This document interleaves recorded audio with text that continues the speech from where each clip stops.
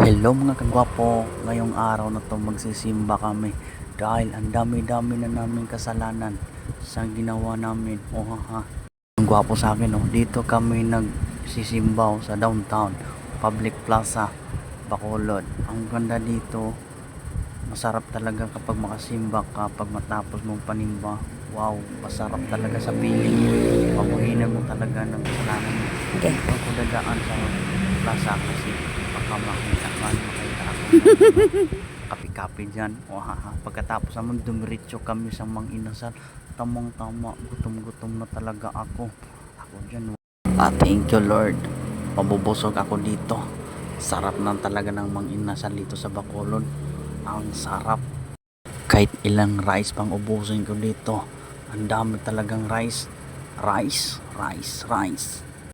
Thank you Lord, nabubusog na ako. Pagkatapos namin kumain, dumiretso kami sa Lupwis kasi manindahan naman kami para ang time namin ay sa kadlaw para isa lang kagiho. Iyon na, ang dami na namin manindano. Ayun si Silaw.